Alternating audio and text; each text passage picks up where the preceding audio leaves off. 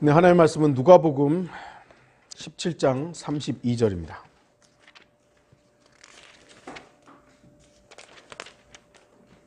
아주 짧은 구절입니다. 제가 아마 이 구절을 가지고는 몇 차례, 제가 이제 꽤 오랫동안 설교를 했으니까 몇 차례 설교를 했던 것 같은데, 제가 일부러 그 설교들은 찾아보지를 않았습니다. 그냥 오늘은 지난 한 주간 동안 좀 생각했던 부분, 그리고 묵상했던 부분들을 설교하게 됩니다. 제가 읽겠습니다. 롯의 아내를 기억하라. 롯의 아내를 기억하라. 왜 롯의 아내를 기억해야 하는가? 라는 제목입니다. 우리는 어떤 중요한 일을 기억이라는 기능을 통해 잊지 않으려 합니다. 기억해. 그리고 저도 요즘에 기억력이 자꾸 딸리니까 이제 메모를 해요. 이렇게. 그래도 메모했다는 사실을 잊어버릴 때가 있어요, 또. 참 이게 어쩔 수 없나 봐요. 물론 유한한 인간은 기억의 단위가 아주 한정적입니다. 그리고 나이가 들수록 점점 기억력에 이제 한계가 오게 되죠. 컴퓨터의 그 하드 메모리의 저장 용량은 그 양이 엄청나게 지금 늘어났습니다. 제가 결혼할 때 처음 샀던 컴퓨터를 구입할 때 지금은 웃기지만 2GB였어요. 그래서 제가 자매가 이거 가지고 되겠어? 평생 써도 남아. 그랬거든요. 지금은 요만한 칩 하나도 2GB를 넘어서요. 영화 한 편이 2기가 몇 기가 막 그러고, 음악도 큰 콘서트 같은 경우는 몇 기가가 됩니다. 지금은 테라바이트가 이제 좀 일반적인데, 이 테라바이트를 넘어서서 페타바이트라는 게 나왔다 그래요. 어마어마한 것이죠. 기억은 여전히 과학자들의 연구 주제입니다. 이 기억을 데이터 정보로 저장하고, 기억을 그 메모리로 이제 이 데이터로 저장을 하는 거예요. 그리고 인공뇌를 만들어 가지고 그 인공뇌에다가 기억 데이터를 전이시키면, 이렇게 옮기면 인간은 영원히 살 수 있다라고 생각을 합니다. 그게 인간일까요? 근데 과학자들은 지금 그걸 꿈꾸고 있는 거예요. 그렇게 하면 이 기억이 결국은 그 사람인데, 이 기억을 옮기면 이 로봇 이렇게 영원히 살 수 있는 몸에다가 옮기면 이 사람은 그 사람이다.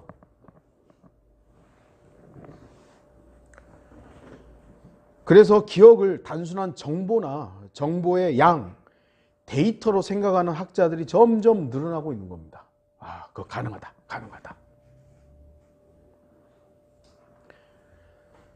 하지만 학자들이 모르는 것은 하나님의 창조입니다. 창조의 섭리를 모르는 겁니다.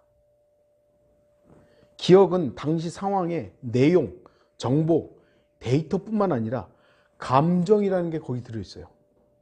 그냥 내가 몇 년, 몇 월, 며칠에 어떤 일을 했지, 그 내용만 있는 게 아니잖아요. 여러분들이 그 내용을 생각할 때 그때 좀 슬픈 일이 있었으면 슬픔도 같이 거기에 이입이 돼요.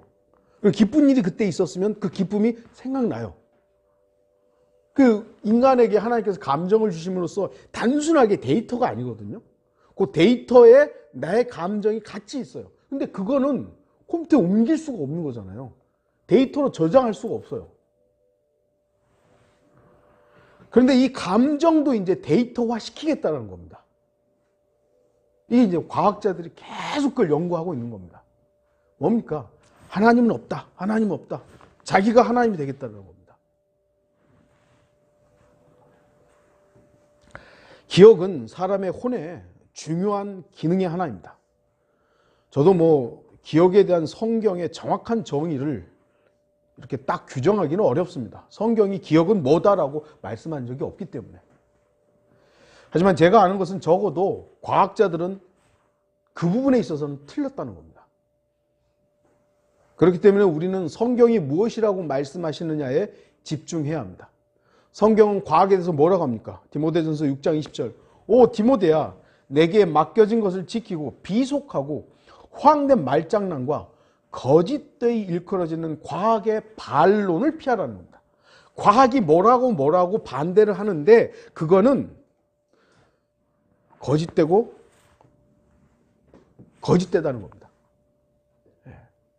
하나님의 말씀에 대해서 과학은 계속해서 반대 입장입니다. 그러니까 아주 잠깐, 그리고 미국이나 몇몇 소위 말하는 창조 과학자들이 있습니다. 그 과학자들에 의해서 왜 성경이 과학적인가를 입증하려고 많이 노력을 해서 그 성과가 있긴 합니다만 성경은 과학으로 입증되는 게 아닙니다. 할 수가 없어요. 그런데 왜 그 사람들도 기독교인 과학자들이거든요.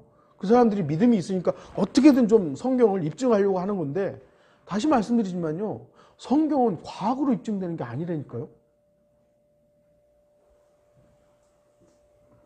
제가 항상 말씀드리지만 과학이 모두 틀린 건 아닙니다. 다만 성경을 공격하는, 반대하는 모든 과학은 틀린 겁니다. 여러분들이 그걸 잘 구분하셔야 돼요. 우리의 삶에 유익을 주었던 과학적 발견들이 많잖아요. 그런 것들은 우리가 인정하고 옳다. 우리의 생활의 유익을 도모하면 됩니다. 하지만 하나님을 반대하는, 성경을 반대하는 모든 과학에 대해서는 여러분 거기에 동의하시면 안 되는 겁니다. 성경에서 기억이란 단어를 모두 찾으면 너무 많기 때문에 중요한 부분만 좀 언급하겠습니다. 기억, 리멤버인데요. 이 대문자 리멤버만 일부 언급하도록 하겠습니다. 출애굽기 13장 3절에 너희가 이집트 곧 종의 집에서 나온 오늘을 기억하라 그럽니다. 이게 처음으로 그 대문자로서 리멤버가 사용되는 첫 구절입니다. 이 구절은 하나님께서 이스라엘 백성에게 기억하라고 말씀하신 첫 번째 언급입니다.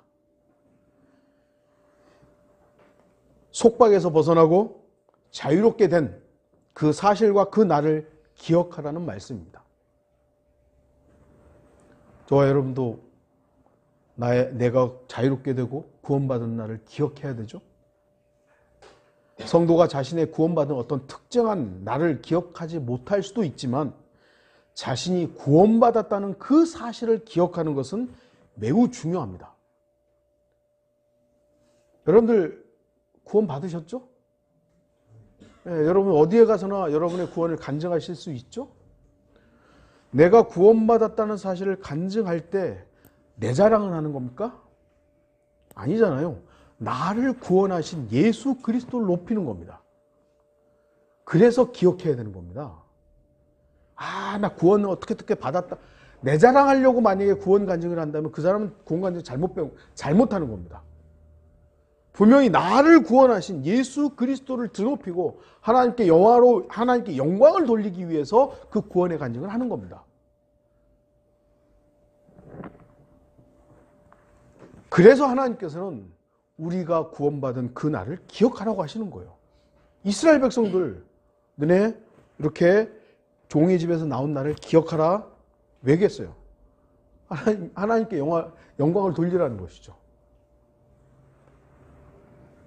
여호수아 1장 13절 주의 종 모세가 너희에게 명령하여 말하기를 주 너의 하나님께서 너희에게 안식을 주시고 이 땅을 너희에게 주셨다고 한 그 말씀을 기억하라.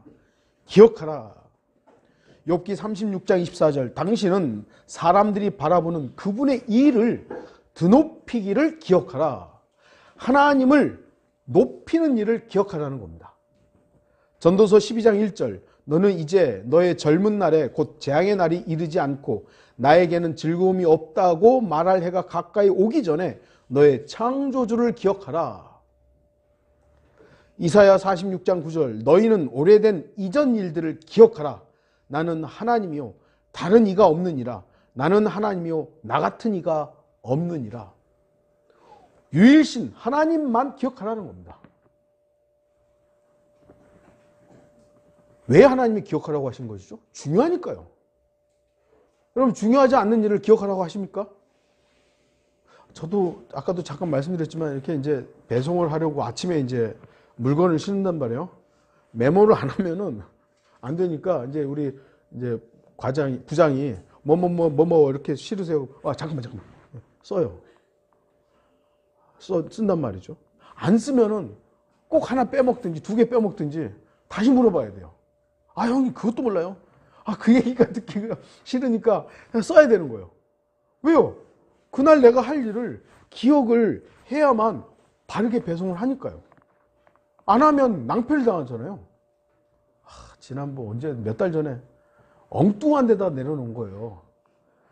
한두 개가 아니라 한 50개를 50통을 엉뚱한 데다 내려놓고 나는 잘 내렸다고 쭉 가고 있는데 전화가 형님 왜 그래요? 왜 그랬더니 왜 거기다 내려놔요? 그러니까 보니까 엉뚱한 데다 내려놓은 거예요. 아, 미안하고 이제 다시 가서 다시 싣고 얼마나 중요한 일입니까? 기억하는 일이. 엄청 중요한 일입니다.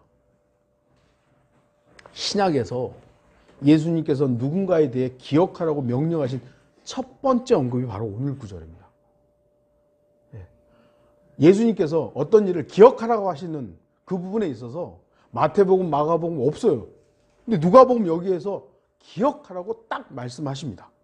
롯의 아내를 기억하라. 그래서 오늘 본문은 어쩌면 우리가 생각하는 것보다 더 중요한 의미가 있지 않나 그렇게 주목해야 합니다. 자세한 내용들을 제가 또 좀 이따 다루겠습니다. 골로새서 4장 18절 나 바울은 친필로 문안하노라 나의 갇힌 것을 기억하라. 성도가 다른 성도를 기억하는 것은 매우 중요한 것입니다. 사도 바울이 그냥 자신의 생각을 기록한 것이 아니잖아요. 하나님께서 사도 바울을 통해서 하나님께서 의도하신 부분을 성경에 기록한 겁니다. 그렇다면 성도가 성도를 기억하는 일은 매우 중요한 일입니다. 디모데후서 2장 8절 나의 복음대로 다윗의 씨인 예수 그리스도께서 죽은 자들로부터 일으켜지셨음을 기억하라. 부활을 기억해야 되는 거야. 복음의 핵심이 뭡니까? 물론 우리 나를 위해서 피 흘려 죽으셨다. 죄값이 치러졌다. 이게 복음의 핵심이죠. 그걸 완성하는 게 뭡니까? 그걸 완성하는 게 부활입니다.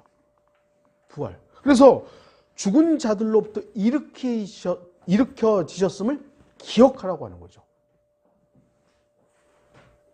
계시록 2장 5절, 계시록 3장 3절 다 기억하라. 분명히 기억하라는 명령 또는 강조는 중요한 것에 대한 언급입니다. 의미 없고 중요하지 않는 일에 대해서 기억하라고 말씀하지 않을 것입니다. 그것은 구약과 신약 모두 마찬가지입니다.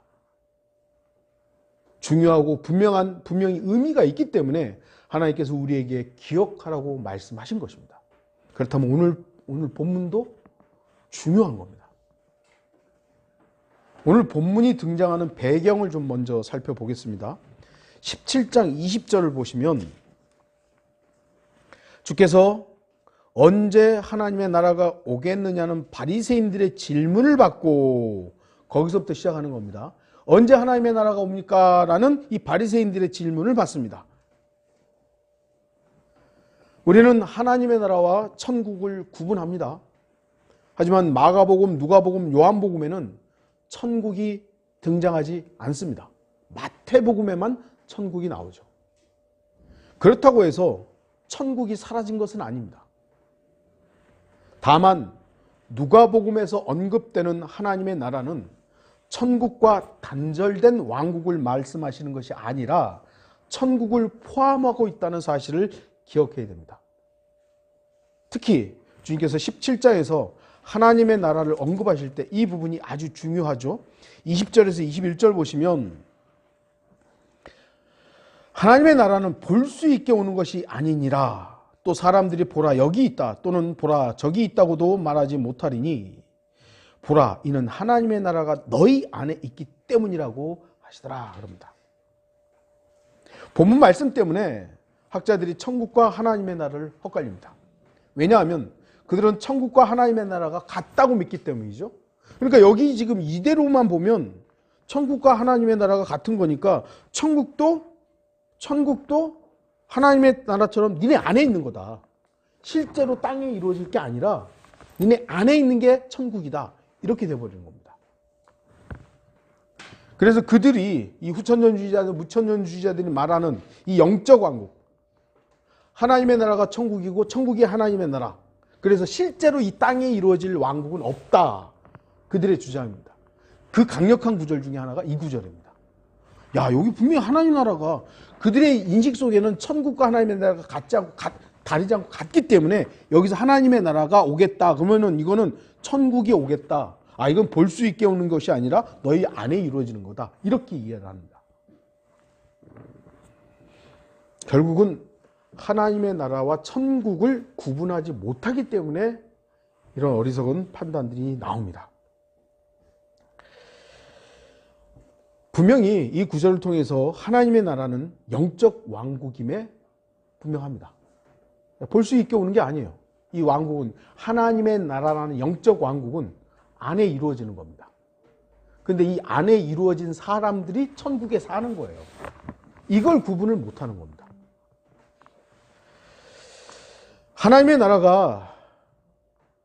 나라와 천국을 구분해야 하는 이유는 이제 22절부터 말씀하시는 부분을 우리가 잘 나눠야 됩니다. 왜냐하면 주님께서는 하나님의 나라가 너희 안에 있다고 말씀하신 바로 다음에 그 날들이 오리니 하시면서 인자의 날들을 말씀하십니다. 그리고 24절에서는 인자의 날의 그 급박성을 언급하시면서 노아의 날들을 언급하고 롯의 날도 언급합니다. 여러분, 분명히 노아의 날과 롯의 날은 영적인 어떤 날이 아니었죠? 실제로 역사적으로 발생했던 날들입니다. 이와 같이 실제 심판의 날이 온다는 겁니다. 하나님의 나라가 영적이라고 해서 인자의 날이 영적인 어떤 날이 되는 것은 아닙니다. 그래서 30절에 이와 같이 인자가 나타나는 날도 그러하리라. 인자가 나타나는 날, 이 날은 영적으로 어떻게 조성되는 그런 것이 아니라 그 날이 있다는 것이죠. 분명히 실제적으로 이루어지는 날이 있다는 것입니다. 그러니까 오늘 본문 32절 롯의 아내를 기억하라, 이것은 마지막 날들, 곧 인자의 날, 재림의 날과 연관이 있는 겁니다. 학자들의 주장대로 만일 하나님의 나라가 영적인 나라에만 한정된다면 하나님께서 예수님께서 22절부터 말씀하시는 인자의 날도 영적인 어떤 것이 되어버릴 겁니다. 그래서 예수님이 오시는 것도 그래서 학자들 중에 예수님이 이미 재림했다 우리 마음에, 이런 주장을 하는 거예요. 이미 하나님의 나라는 우리 마음에 이루어졌다. 그래서 예수님은 이미 우리 마음에 재림하셨다. 눈에 보이는 재림은 없다. 이렇게 되는 겁니다. 그러니까 그들은 성경을 글자 그대로 안 믿기 때문이에요. 하지만 하나님의 나라가 영적인 왕국이라고 해서 주님의 오심 자체가 영적인 재림이라고 할 수는 없는 것입니다. 롯의 아내를 기억해야 할 이유는 바로 주님의 재림과 연관되어 있기 때문입니다. 마지막 날들과 연관되어 있기 때문에 롯의 아내를 기억하는 것은 매우 중요한 겁니다. 왜죠? 우리는 마지막 날들에 지금 살고 있기 때문입니다. 28절부터 나오는 롯의 날들의 특징을 보십시오. 그들은 또한 롯의 날들에 일어났던 것과 마찬가지라 그들은 먹고 마시고 사고 팔고 심고 건축하였으나, 그냥 일상적인 삶을 산 겁니다. 일상적으로 우리가 사는 것처럼 똑같은 일상을 살고 있었던 것이죠. 그런데 그날 어떤 일이 있었습니까? 창세기 13장을 보면 롯은 아브라함으로부터 떠나기 전까지는 아내가 없었습니다. 아내 언급이 안 나와요. 그러다가 창세기 19장 15절에 롯의 아내가 처음 언급이 됩니다. 아침이 밝아오니 천사들이 롯을 재촉하며 말하기를 일어나서 내 아내와 여기에 있는 내 두 딸을 데리고 가라. 그래야 내가 성읍의 죄악 속에서 소멸되지 않게 되리라 하더라. 롯이 머뭇거리고 있을 때 그 사람들이 그의 손과 그의 아내의 손과 그의 두 딸의 손을 잡았고 주께서 그에게 자비를 베푸시어 그를 인도하여 성읍 밖에 두시니라. 여기서 이제 처음 롯의 아내가 등장합니다. 물론 구약 성경에서 여자의 존재감은 아주 좀 제한적이죠. 여자의 이름들이 거의 등장하지 않습니다. 그럼에도 주님께서 기억하라고 말씀하신 롯의 아내라면 그 중요도에 비해서 너무 존재감이 없습니다. 이것은 결국 기억의 내용이 긍정적이지 않고 부정적이라는 것을 의미하죠. 우리는 기억해야 될 것 중에 좋은 것도 기억해야 되지만 나쁜 것도 기억해야 되잖아요. 오늘이 3.1절이잖아요. 우리나라 3.1절 당시에 수많은 사람들이 만세 불러서 그것이 우리나라의 독립에 기인한 역할들이 굉장히 크잖아요. 근데 또 6월 25일 같은 경우는 우리는 남침을 당해서 나라가 쑥대밭이 됐어요. 아유, 그건 나쁜 일이니까 기억하지. 그런데 우리 기억해야 되잖아요. 다시는 그런 일이 발생하지 않도록 그 나쁜 일도 기억해야 되는 겁니다. 그러니까 롯의 아내를 기억하라는 것은 긍정적이기 때문에 기억하라는 것이 아니라 부정적이기 때문에 기억하라는 겁니다. 창세기 19장 16절에 보면 롯이 머뭇거리고 있을 때 그렇습니다. 지금 두 천사가 와가지고 야 여기 이제 곧 있으면 망하니까 나가자 하는데 롯은 머뭇거리고 있는 거죠. 롯이 왜 머뭇거렸는지는 정확하게 모르죠. 하지만 어느 정도 추측은 할 수 있습니다. 롯이 머뭇거림에 대해서 여러분 저 롯 같은 인간 저 왜 손가락질 할 수 있겠습니까? 아마도 제가 그 상황이었으면 롯처럼 그러지 않았을까요? 하지만 하나님의 자비는 그 머뭇거림에 대해서 막 비난하거나 야단친 것이 아니라 단지 재촉했을 뿐입니다. 빨리 나가야 돼. 그래서 여기서도 하나님의 자비가 보이죠. 베드로후서 2장 7절에 또 사악한 자들의 음란한 행실로 인하여 고통당하는 의로운 롯을 건져내셨으니 의로운 롯이라고 되어 있죠. 바로 신약 성경에서는 고통당하는 의로운 롯이라고 말씀합니다. 그렇다면 이 의로운 롯이 머뭇거렸던 이유가 소돔인들의 멸망이 안타까워서 머뭇거렸을까요? 여러분 그렇게 생각하세요? 우리가 전체적인 걸 보면 전혀 그런 건 아닐 겁니다.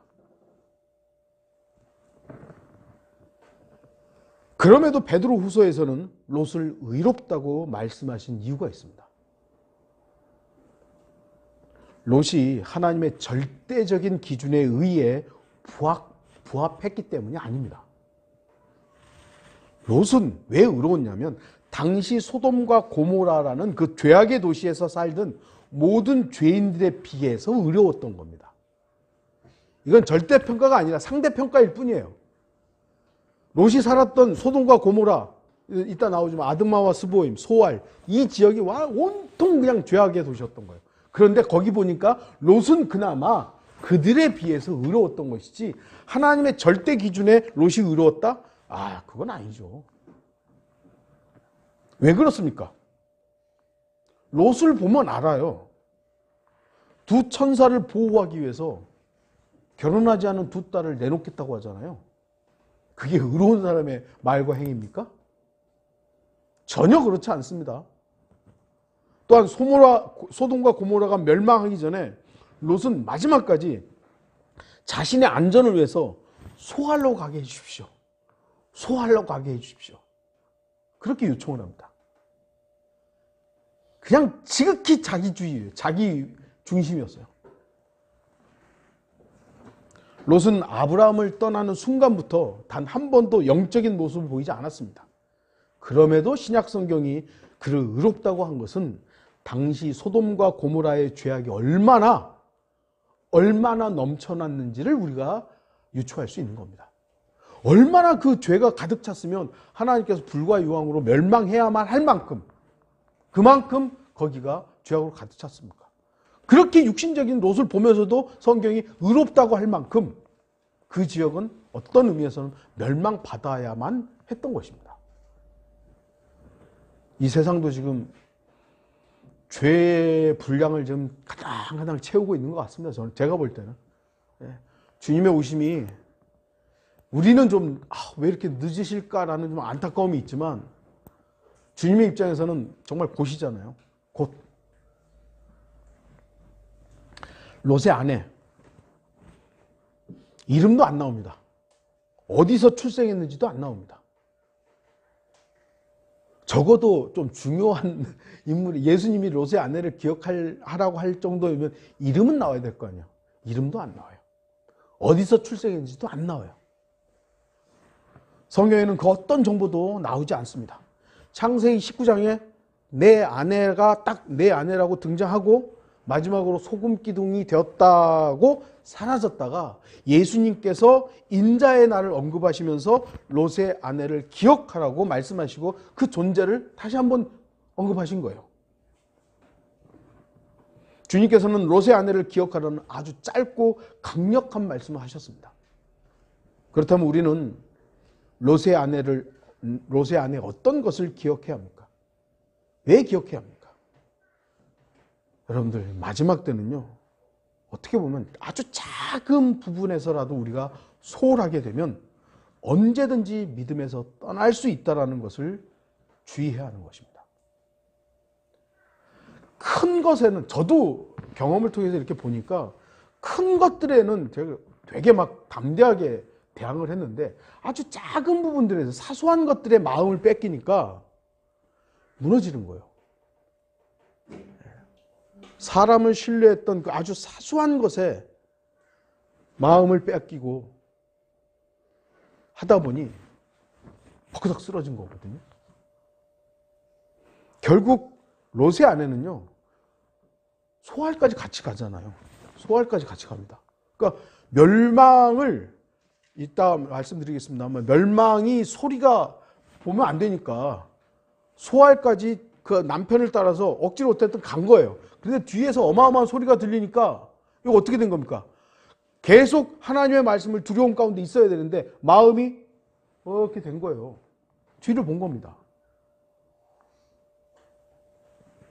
마음의 문제입니다. 마음을 어디에 두느냐. 롯의 아내에 대해 성경은 많은 정보를 주지 않습니다. 그래서 어느 정도는 제가 추론할 수밖에 없습니다. 아마도 롯의 아내는 소돔과 고모라 출신이거나 적어도 그 인근 지역 출신이었을 것입니다. 롯과 그녀가 몇 살에 결혼했는지는 모르지만 어쨌든 롯의 아내는 결혼하기 전까지 소돔과 고모라에 살았다면 여호와 하나님을 몰랐을 겁니다. 뭐 소리 소문으로 들어서 알았을 수도 있지만 하나님과 무관하게 살았을 것입니다. 어쩌면 또 결혼 후에도 하나님에 대해서 무관심하게 살았을지도 모릅니다. 왜냐하면 그 남편인 롯의 행적을 보면 그런 추론이 좀 가능한 것이죠.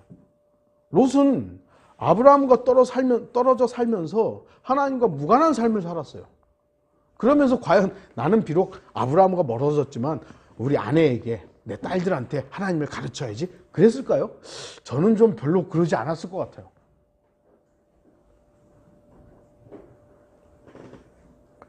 그럼에도 롯의 아내는 나름 그 지역에서 가장 의로운 롯과 결혼을 했고 딸을 넷을 둔 것이죠. 그리고 롯의 부유함을 본다면 그 지역에서 꽤 상류층에 속했을 겁니다. 아주 평안한 삶을 살았을 것입니다. 남들보다 더 부유하게 뭔가를 좀 누리면서 살았을 것입니다. 그런데 어느 날 저녁 느닷없이 두 사람이 찾아오고 나서 온 집안이 풍비박산이 납니다. 소돔의 남자들이 집을 에워싸고 그 두 사람 내놓으라고 합니다. 남편은 여기 이 사람들 건들지 말고 결혼하지 않은 두 딸이 있으니까 얘네들 데려가라. 그런데 그 두 남자가 소돔의 남자들의 눈을 멀게 합니다. 기적이 일어난 것이죠. 그러더니 이 곧 소돔이 멸망하니까 멸망한다 그 얘기를 하는 거예요. 단 한 번도 본 적이 없는 사람들이 찾아와서 자신의 고향, 자신의 모든 삶의 기반이 있는 이곳이 곧 망한다고 합니다. 여러분 같으면 어떠시겠어요? 다음날 아침 어쩔 줄 몰라고 어리둥절해 있는데 그래서 롯의 아내도 그 두 딸도 다 머뭇거리고 있는 것이죠. 나가자고 하는데 어떻게 해야 되지? 어떻게 해야 되지? 어떻게 보면 좀 당연한 모습이지 않겠습니까? 그러나 그녀가 잊은 것은 하나님의 경고는 결코 머뭇거리거나 취소되지 않는다는 사실입니다. 하나님께서 가끔 가다 돌이키는 일들이 성경에 나오죠. 어떤 일들을 돌이키셨다, 후회하셨다 이런 표현들이 가끔 나오지만 하나님께서 예외적인 어떤 것을 제외하고는 하나님이 결단하시고 하시겠다고 하신 일들은 반드시 이루어집니다. 소돔과 고모라가 멸망한다라는 것은 하나님의 선언입니다.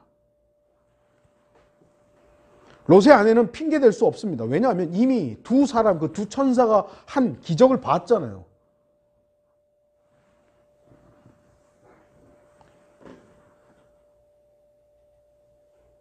그들은 하나님의 그 다급한 경고를 한 겁니다. 소돔과 고모라의 충분한 죄악의 결과로서 이 땅이 멸망한다는 걸 들은 겁니다. 롯의 아내가 만일 소돔과 고모라에 살면서도 소돔과 고모라의 죄를 몰랐다면 그것은 그녀가 소돔의 죄를 탐닉하고 있었던 것이죠. 만약 그렇다면 그녀 역시 멸망당할 죄인이었던 겁니다. 하지만 하나님께서는 롯과 그의 아내와 딸들을 불쌍히 여기셔서 너네는 내가 구원해 주겠다. 일말의 의로움을 본 것이잖아요. 그래서 나오라 이것이죠. 그녀가 적어도 롯처럼 당시 사람들에 비해 그렇게 의롭지는 않았다 할지라도 현명한 여인이 되어야 했던 것입니다. 현명한 여인으로 살아갈 충분한 시간과 기회도 있었던 것입니다. 그럼에도 롯의 아내는 남편의 불의에 대해 한마디도 하지 않았습니다. 롯이 소돔의 남자들이 집을 에워싸고 두 천사를 내놓으라고 소리칠 때 자신의 두 딸을 대신 범하라고 말하죠. 분명히 악한 짓이죠. 그러면 현명한 아내라면 롯을 책망해야죠. 당신 왜 이런 짓을 하냐고. 어떻게 이런 짓을 할 수 있냐고. 아무 말도 없어요. 아무 언급이 없습니다. 물론 성경은 여인들에 대해서 기록하지 않은 것이 대부분이기 때문에 롯의 아내가 어떻게 했는지에 대해서는 우리가 정확하게 단정할 수는 없습니다. 근데 그 다음에 보시면 8절에 남자를 알지 못하는 두 딸이 있었고요. 12절과 14절에 사위가 언급되는 걸 보면 분명히 두 딸이 또 결혼한 두 딸이 있었다는 것이죠. 롯에게는 적어도 4명의 딸이 있었고 다른 언급이 없는 걸 보면 1명의 아내만 있었을 것입니다. 롯의 아내가 13절의 천사들의 말, 주께서 이곳을 멸하시려고 우리를 보내셨으니 우리가 이곳을 멸하리라고 이 말을 주의 깊게 들었다면 결혼한 두 딸과 사위가 농담으로 여길 때 아니야! 이건 사실이야! 소돔과 고모라 멸망해! 라고 외쳤어야 되는 것이죠. 근데 거기에도 등장하지 않습니다. 그리고 롯의 아내가 정말 현명한 여인이었다면 16절에 롯이 머뭇거릴 때 천사들보다 먼저 롯을 질책했어야 되는 거죠. 당신 왜 이렇게 머뭇거려? 빨리 도망가야지. 빨리 나가야지. 이랬어야 되는 거죠. 현명하다면. 그런데 롯도 머뭇거렸고 롯의 아내도 머뭇거렸고 두 딸도 머뭇거립니다. 그러니까 천사들이 그들의 손을 잡았던 것입니다. 17절 보면 아마도 천사들은 롯과 그의 아내와 두 딸의 손을 그냥 상냥하게 잡은 것이 아니라는 걸 알 수 있죠. 어떻게 보면 좀 강제적으로 잡고 끌고 나갔던 것으로 우리가 유추할 수 있습니다. 주목하십시오. 17절에 주께서 말씀하시기를 내 목숨을 위하여 도피하라. 내 뒤를 돌아보거나 돌아보지 말라 이거죠. 어떤 평지에도 머무르지 말고 산으로 도피해라. 그래야 소멸되지 않으리라. 주님께서는 분명히 돌아보지 말고 평지에 머무르지 말라고 말씀합니다. 산으로 도피하라고. 그런데 롯은 여전히 자기밖에 모릅니다. 아마도 소알은 롯의 선택으로 그나마 멸망을 피한 것일 수 있습니다. 성경은 당시에 소돔과 고모라만 멸망한 것이 아니라고 말씀합니다. 신명기 29장 23절 거기 온 땅이 유황이 되고 소금이 되며 불타서 심지도 못하고 열매를 내지도 못하며 거기에는 어떤 풀도 자라지 못하는 것이 주께서 그분의 성내심과 그분의 진노하심 가운데서 멸망시키신 소돔과 고모라와 아드마와 스보임의 멸망과 같도다. 그러니까 아드마와 스보임은 소돔과 고모라와 함께 멸망한 도시입니다. 근데 이 소알도요, 창세기에 보면 14장에 보면 소돔, 고모라, 아드마, 스보임, 소알 이렇게 5곳이 항상 언급이 됩니다. 같이 언급되는 도시예요. 작은 도시예요. 그렇다면 이 소알도요, 소돔과 고모라와의 그 범죄에 연루되어 있고 만만치 않았을 것입니다. 그런데도 롯은 소알로 피하기를 요청합니다. 끝까지 자기밖에 모르는 사람입니다. 그러한 롯의 육신의 생각은 그대로 롯의 아내와 두 딸에게도 영향을 끼쳤습니다. 그리고 그들은 소알에 도착합니다. 소알에 도착하는과 동시에 잠시의 평안이 그들에게 찾아왔을 것입니다. 그런데 그들 뒤에서는 엄청난 일이 발생합니다. 23절 25절 롯이 소알에 들어갈 때 해가 땅의 위에 솟았더라. 그때 주께서 하늘에서 주께로부터 소돔과 고모라 위에 유황과 불을 비처럼 내리셨고 그 성읍들과 모든 평지와 성읍들의 모든 거민들과 땅에 자라는 것들을 뒤엎으셨더라. 너무나도 지금 다급한 상황 속에서 소알이라는 작은 도시에 도착한 그들은 자신들의 모든 것이 있는 소돔과 고모라가 불과 유황에 멸망하는 소리를 들었을 겁니다. 보지 말라고 했으면 못 봤겠죠? 그런데 지금 뒤에서 어마어마한 어떤 소리가 들렸는지는 알 수 없습니다만 불과 유황이 그냥 내리지는 않았을 거 아니에요. 와와왕 어마어마한 멸망의 소리가 들린 것이죠. 모든 것이 소멸됩니다. 그 순간 롯의 아내는 뒤를 돌아봅니다. 그리고 그녀는 그것으로 끝났습니다. 소금기둥이 되죠. 약간의 제가 상상을 추가해서 설명해 봤습니다. 사실 롯의 아내는 그의 남편에게 많은 책임이 있다고 변명할 수 있을 겁니다. 남편 때문이라고. 그럼에도요, 롯의 아내는 변명할 수 없습니다. 왜죠? 롯도 뒤를 안 봤고 롯의 두 딸도 뒤를 안 봤는데 롯의 아내만 뒤를 봤습니다. 마지막 심판대에서는요, 사람들이 다 핑계댈 겁니다. 이게 다 마귀 때문이고 누구 때문이라고 다 핑계댈 겁니다. 그래서 민수기에 나오죠. 죄가 너를 찾아낸다. 반드시 죄가 그를 찾아내서 네가 나다 라고 정죄할 겁니다. 수많은 죄인들이 지금도 나는 저 사람보단 나은 거야. 아우, 저 사람보단 낫지 내가 무슨 많은 죄를 졌다고. 아니요, 그 작은 죄를 저지른 게 그 사람이에요. 안 믿는 건 누가 강요한 게, 물론 옆에서 여러 가지 상황들이 있을 수 있습니다만 결국 안 믿은 것은 그 죄에 대하여는 나를 믿지 않기 때문이요. 그것을 완성시킨 사람은 본인이에요. 그래서 하나님께서는 그 본인을, 그 혼을 심판하는 겁니다.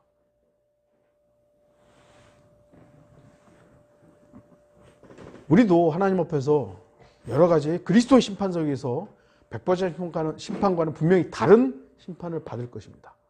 그때 우리가 무슨 핑계를 댈 수 있겠어요? 너 그때 왜 그 일을 안 했어? 너 왜 그때 그 일을 했어? 할 때 저와 여러분들 뭐라고 핑계 대시겠어요? 아니요, 그게 어쩌고, 그거 안 되는 거예요. 그걸 한 것, 그걸 안 한 것, 그건 결국 나입니다, 나. 롯의 아내의 여러 가지 환경, 롯의 아내는 얼마나 피곤했겠습니까? 하지만 결국 돌아본 건 롯 아내예요. 롯이 돌아본 게 아니에요. 롯과 롯의 두 딸도 또 엉뚱한 짓 하잖아요. 엉뚱한 짓 하지만 결국 돌아본 건 롯의 아내라는 겁니다. 결론 좀 맺겠습니다. 본문이 우리에게 주는 교훈은 구원받고 나서 이 소돔에서 벗어났다고 해도 끝까지 견디지 못하면 롯의 아내처럼 구원이 취소된다는 그걸 말하는 것이 아닙니다. 그런 식으로 또 설교하는 사람도 있더라고요. 누가복음 17장의 본문의 내용은 구원을 다루는 내용이 아니라 마지막 때 인자에 오는 날 재림을 다루고 있는 내용이에요. 롯의 아내처럼 구원 못 받을 거 그거 기억하라, 그게 아니라는 겁니다. 예수님께서 롯의 아내를 기억하라고 하신 말씀은 마지막 때에 대한 경고이지 구원 취소에 대한 말씀은 아닙니다. 롯과 그의 아내는 자신들의 모든 기반을 소돔과 고모라에 두고 살았습니다. 모든 걸 소돔과 고모라에 두고 산 거예요. 아브라함도 물론 양치면서 목동을 살면서 여러 가지 기반이 땅에 있었죠. 그러나 히브리서에 보면 아브라함의 소망은 어디 있었습니까? 본향에 있었습니다. 하지만 롯은 위에 있는 것들을 생각하지 않았어요. 그냥 소돔과 고모라 모든 것이 거기 있어. 그러니까 나가자 그러니까 머뭇거리죠. 아이고 어떡하지 어떡하지. 그 엄청난 멸망의 소리에 그나마 롯과 두 딸은 하나님의 말씀에 순종함으로 그나마 안전할 수 있었습니다. 하지만 롯의 아내는 끝내 자기 마음의 소망을 소돔과 고모라에 둠으로써 결국 소금 기둥이 되고야 말았습니다. 롯과 롯의 아내 그리고 두 딸은 모두 소 아래서 잠시 안전할 수 있었습니다. 그러나 그 안전이 주님의 말씀에 대한 절대적인 순종으로 이어지지 않는다면 그것은 결코 안전할 수 없다는 것입니다. 영적인 부분에서 우리도 저와 여러분 구원의 안전이죠?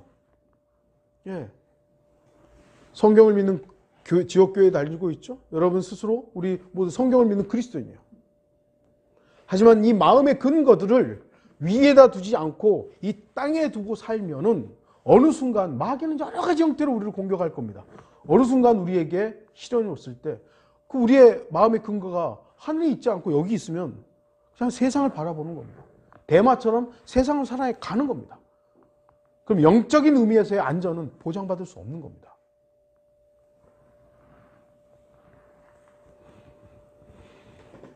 우리의 삶의 근거는 무엇입니까? 나의 마음은 어디를 향해 있습니까? 우리는 지금을 마지막 시대라고 말합니다. 하지만 정말 그렇게 살고 있습니까? 롯의 아내를 기억하십시오. 정말 어느 날 갑자기 그 일이 생긴 겁니다. 그녀가 보고 살았던 것이 무엇이었든지 그녀는 끝내 주님의 말씀에 따르지 않고 자기 눈을 따르다가 멸망했습니다. 귀로 듣는 것 중요합니다. 듣는 것, 믿음을 형성할 수 있는 부분들이니까 무엇을 듣느냐 중요하죠. 그러나 우리 눈은 어디로 향할 것인지, 우리의 눈은 어디를 향할 것인지 마지막 때인 지금 더욱더 중요합니다. 사람들의 눈이 대부분 지금 보니까 아이고 노인들도 다 이러고 있고